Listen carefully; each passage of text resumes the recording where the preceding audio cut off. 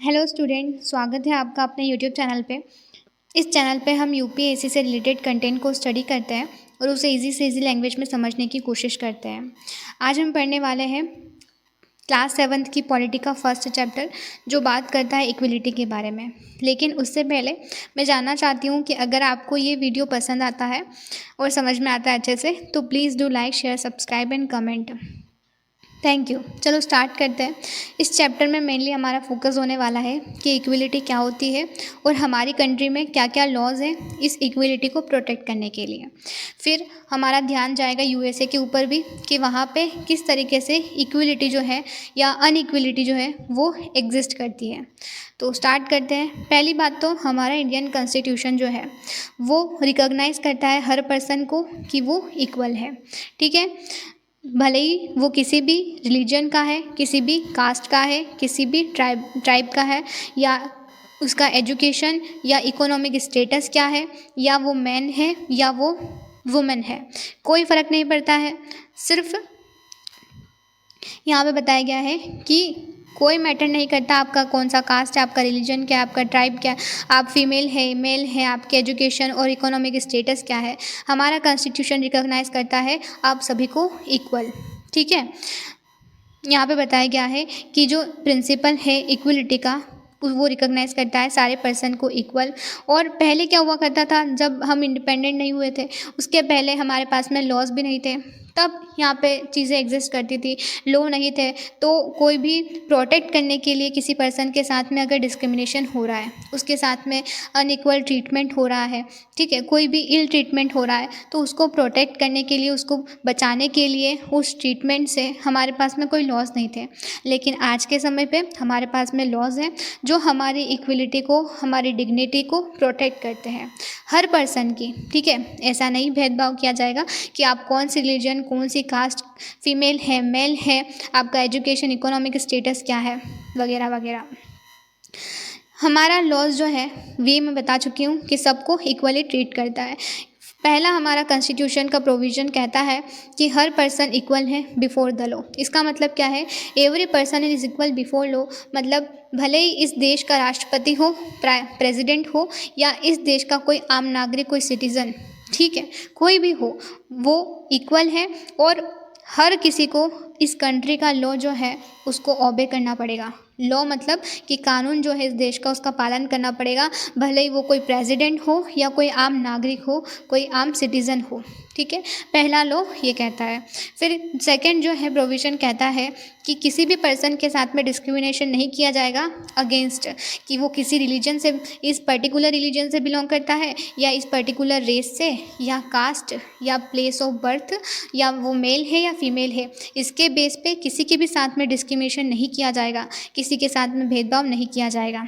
ठीक है, फिर तीसरा प्रोविज़न कहता है कि हर पर्सन को इक्वल एक्सेस है, कि सारी पब्लिक प्रॉपर्टी है, सारे पब्लिक प्लेसेस हैं, वहाँ पे उनका यूज़ कर सकता है, वहाँ पे जा सकता है। ठीक है, हर पर्सन को उसकी एक्सेस है, उसका यूज़ करने का उसके पास में पूरा अधिकार है, पूरा राइट है। पब्लिक प्लेसेस में प्लेग्राउंड्स आते हैं अवेलेबल, जो पब्लिकली अवेलेबल, जो वेल्स होते हैं, रोड्स होते हैं, बाथिंग घाट्स होते हैं, मार्केट होता है, शॉप होता है, होटल होता है, उनका पूरा जो भी पब्लिक प्लेसेस हैं उन पे वो आसानी से जा सकता है, घूम सकता है, उनका यूज़ कर सकता है। चौथा प्रोविज़न कहता है कि untouchability has been abolished. Untouchability, छुआछूत करते लोगों से पहले के ज़माने में किया जाता था, अब भी कहीं कहीं पे एग्जिस्ट करता है। उस चीज़ को कानून जो है वो अबोलिश्ड कर चुका है। अबोलिश्ड कि हम उसे नहीं मानते, अगर किसी के साथ में ऐसा ट्रीटमेंट हो रहा है तो वो मान्य नहीं है हमारे लॉ के अकॉर्डिंग। ठीक है, तो मेनली यहाँ पे 4 जो है हमारे पास में प्रोविज़न दिए गए हैं कि हर पर्सन इक्वल है बिफोर लॉ। हर किसी को अपने कानून का, देश के कानून का पालन करना पड़ेगा, भले ही वो कोई प्रेसिडेंट हो कंट्री का या कोई आम नागरिक हो। दूसरा प्रोविज़न कहता है कि किसी के भी साथ में अगर डिस्क्रिमिनेशन होता है अगेंस्ट में, कि वो किसी रिलीजन से, किसी रेस, किसी कास्ट, उसके प्लेस ऑफ बर्थ पे, या वो मेल है, फीमेल है, इस बेस पे, तो उसको मान्य नहीं किया जाएगा। दूसरा यहाँ पे बताया गया है कि तीसरा प्रोविज़न ये है कि उस हर पर्सन के पास में एक्सेस है, इक्वल एक्सेस है, वो पब्लिक प्लेसेस पे जा सकता है, उनका यूज़ कर सकता है। चौथा प्रोविज़न है कि अनटचेबिलिटी, अगर किसी के साथ में छुआछूत, भेदभाव होता है तो उसके पास में राइट है कि वो उसको प्रोटेक्ट करे। ठीक है, ये हमारे 4 प्रोविज़न हैं। यहाँ पे बताया गया है कि 2 तरीके होते हैं जिस तरीके से गवर्नमेंट हमारे इन राइट्स को प्रोटेक्ट करती है, हमारी इक्वलिटी जो होती है, हमारी समानता, उसे प्रोटेक्ट करती है 2 तरीकों से। पहला, या तो गवर्नमेंट लॉज़ बनाएगी, ठीक है, ऐसे कानून बनाएगी जो हमारी इक्वलिटी को प्रोटेक्ट करे, और दूसरा, या गवर्नमेंट कुछ ऐसे प्रोग्राम्स, ऐसी स्कीम लॉन्च करेगी जो डिसएडवांटेज कम्युनिटी को हेल्प करे। इसका मतलब क्या है कि मान लो किसी कम्युनिटी के साथ में किसी रिलीजन कम्युनिटी हो सकती है, कोई पर्टिकुलर रिलीजन का पर्सन है, या कोई रेस का पर्सन पर्टिकुलर रेस का, या वुमेंस के साथ में अगर ऐसी सिचुएशन होती है कि मेन ज़्यादा सुपीरियर होते हैं, वुमेन इन्फीरियर होती है, इस तरीके की जो सोसाइटी में, तो उनको लाने के लिए गवर्नमेंट आगे बढ़ाने के लिए कुछ प्रोग्राम्स लॉन्च कर सकती है, कुछ स्कीम्स ला सकती है, ताकि इस इनइक्वलिटी जो एग्जिस्ट कर रही है हमारी सोसाइटीज़ में, उसको ख़त्म कर सके, उसे कम कर सके। ठीक है, तो 2 तरीके से गवर्नमेंट काम करती है। एक तो या वो कोई लॉ लेके आएगी, कोई कानून, या फिर वो कोई स्कीम या प्रोग्राम लॉन्च करेगी ताकि वो डिसएडवांटेज कम्युनिटी को हेल्प करे। ठीक है, यहाँ पे इसी तरीके से एग्जांपल दिया गया है एक मिड डे मील स्कीम का। मिड डे मील स्कीम जो है गवर्नमेंट ने एक स्टेप लिया है ताकि हम ये इनइक्वलिटी है उसको कम कर सके। ये स्कीम क्या है, देखो, इस स्कीम में सारे गवर्नमेंट स्कूल्स जो होते हैं, वहाँ की गवर्नमेंट स्कूल में बच्चों को फ्री में मील प्रोवाइड करवाया जाता है। ठीक है, फ्री में मील प्रोवाइड करवाया जाता है चिल्ड्रंस को, पुअर चिल्ड्रन जितने भी बच्चे हैं उस पर्टिकुलर स्कूल के, गवर्नमेंट स्कूल के, वहाँ पे। ठीक है, mid day meal school, mid day meal scheme ये फर्स्ट टाइम लॉन्च की गई थी तमिलनाडु में। तमिलनाडु पहला स्टेट है जिसने इस स्कीम को लॉन्च किया या इंट्रोड्यूस किया। ठीक है, फिर अपने स्कूल्स, अपने गवर्नमेंट स्कूल्स में 2001 में सुप्रीम कोर्ट कहता है सारे स्टेट गवर्नमेंट को कि आप भी अपने स्टेट्स में ये प्रोग्राम को लॉन्च करिए। ठीक है, इसको शुरू करिए, इस स्कीम को सारे गवर्नमेंट स्कूल्स में 6 मंथ के अंदर अंदर। आज तो पूरी कंट्रीज़ में चल रही है। फिर इस प्रोग्राम का इम्पॉर्टेंस क्या है, मतलब चलो ये स्कीम लॉन्च हो गई, ये स्कीम का वो भी जान लिया हमने कि मतलब क्या है कि जितने भी गवर्नमेंट स्कूल में हैं वहाँ पे बच्चों को ये फ्री में मील प्रोवाइड करवाएगा। लेकिन इससे क्या इंक्लूड होगा, इनइक्वलिटी कैसे कम होगी? देखो, यहाँ से स्टार्ट हो रहा है। पहली बात तो इसके क्या क्या पॉजिटिव इफ़ेक्ट हुए हैं अभी तक यहाँ पे बताया जा रहा है। पहला पॉजिटिव इफ़ेक्ट ये है कि जितने भी पुअर चिल्ड्रन हैं उन्होंने स्कूल में एडमिशन लेना स्टार्ट कर दिया ताकि उनको फ्री में मील प्रोवाइड हो सके, फ्री में मील मिल सके। क्यों? क्योंकि पुअर चिल्ड्रन हैं, ठीक है, पेरेंट्स जो हैं वो मतलब मजदूरी करके अपना घर चला रहे हैं। ठीक है, या फिर वो इसी वजह से लोग जो हैं अपने बच्चों को स्कूल भेजना स्टार्ट कर दिया ताकि उनको फ्री में एक टाइम का खाना मिल सके। देखो, इस वजह से बहुत ज़्यादा अमाउंट में बच्चों का इनरोलमेंट होता है, वो रेगुलर अटेंड करना स्टार्ट कर देते स्कूल। टीचर्स भी कहते हैं कि पहले क्या हुआ करता था कि चिल्ड्रंस जो हैं वो अक्सर लंच के लिए घर चले जाते थे और फिर वापस आते ही नहीं थे स्कूल में। बट जब से ये स्कीम जो है इंट्रोड्यूस हुई है तब से जो बच्चे हैं वो रोज़ अटेंड करते हैं स्कूल, मतलब उनकी अटेंडेंस जो है वो इम्प्रूव हुई है। दूसरा, इसने क्या किया है, इस स्कीम का पॉजिटिव इफ़ेक्ट ये है, इसने कास्ट प्रिजुडाइज को रिड्यूस किया है। किस तरीके से? देखो, एक स्कूल होता है उसमें सारे बच्चे जो है अलग अलग कास्ट, अलग अलग उनके बैकग्राउंड होते हैं। ठीक है, हर बैकग्राउंड के लोग जो बच्चे जो हैं वहाँ पे स्कूल में आते हैं पढ़ने के लिए, और सबको एक साथ में बिठाकर खाना खिलाया जाता है। एक तो ये कारण। दूसरा कि दलित वुमन को एम्प्लॉय किया गया ताकि वो मील, मतलब उनका जो खाना है उसको कुक करे। तो इससे भी क्या होती है, कास्ट प्रिजुडाइज जो है हमारी वो ख़त्म होती है कि सारे बच्चे एक साथ बैठकर खाना खाएंगे, तो उनसे बचपन से ही ऐसी जो उनमें वो बोल सकते हैं एक भावनाएं जो हैं वो इक्वलिटी को लेके दृढ़ होगी।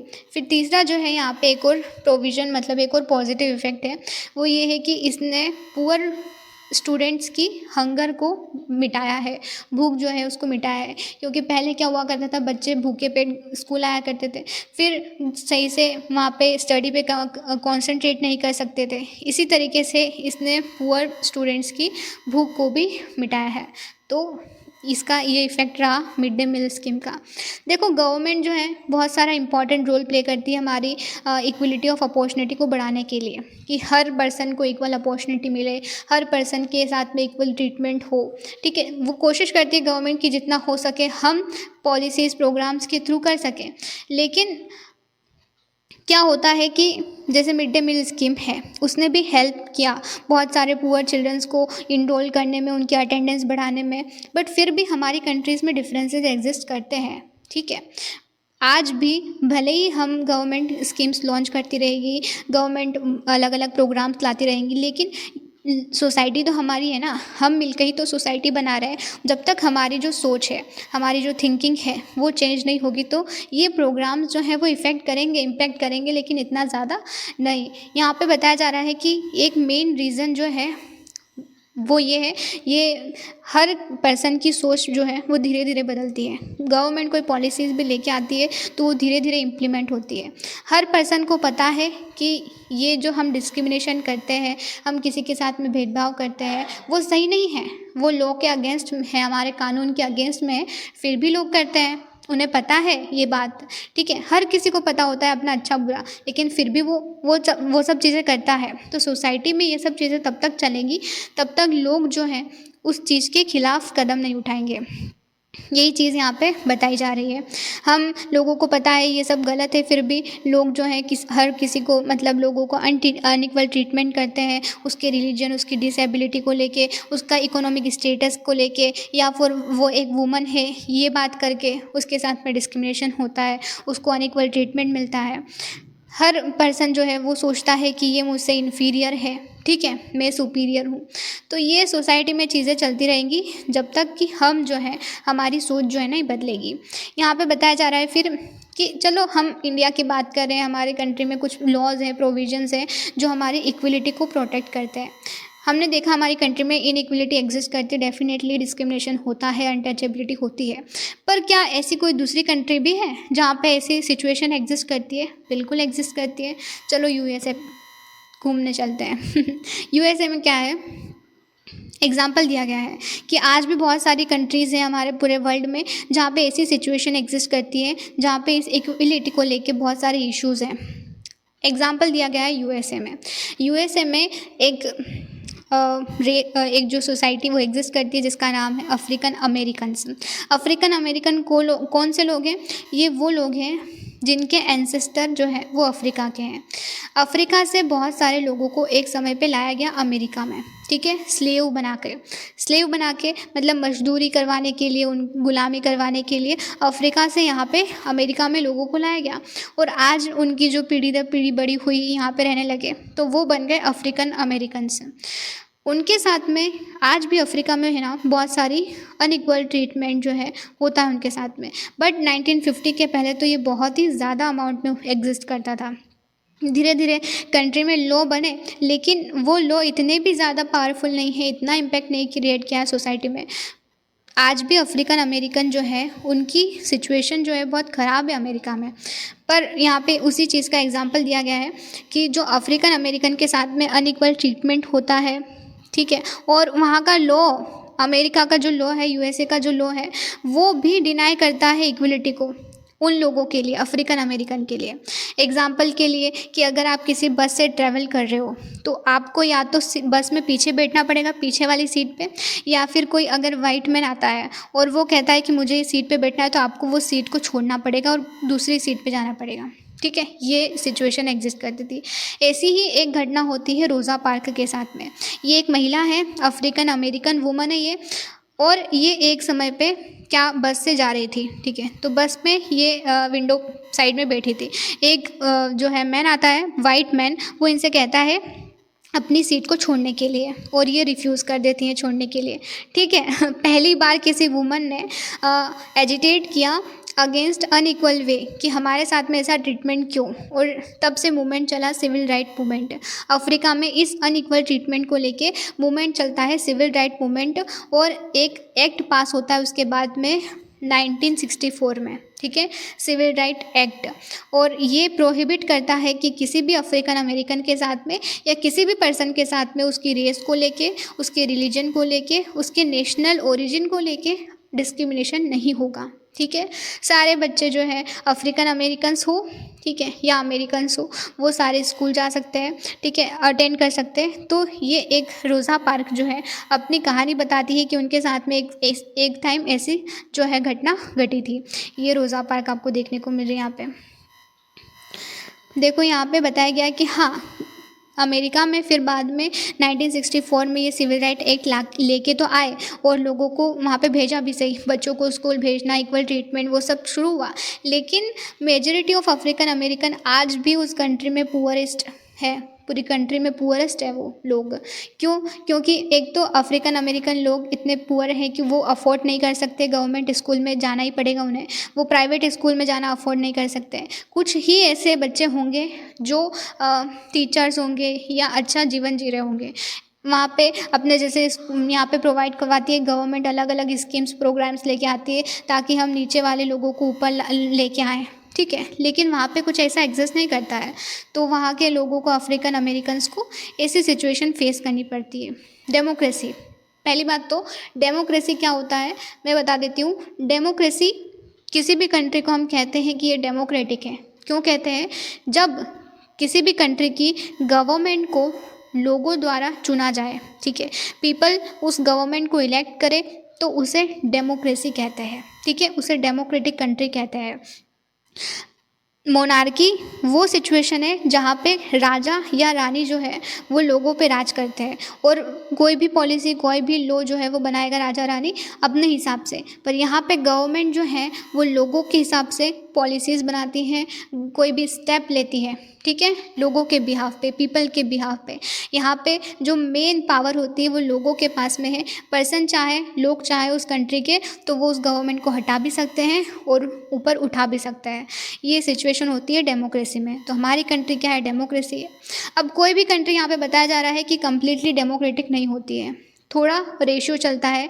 हर पर्सन का कोई पूरी तरीके से गलत नहीं होता है, रॉन्ग नहीं होता है, और कोई पूरी तरीके से सही नहीं होता है, ठीक है।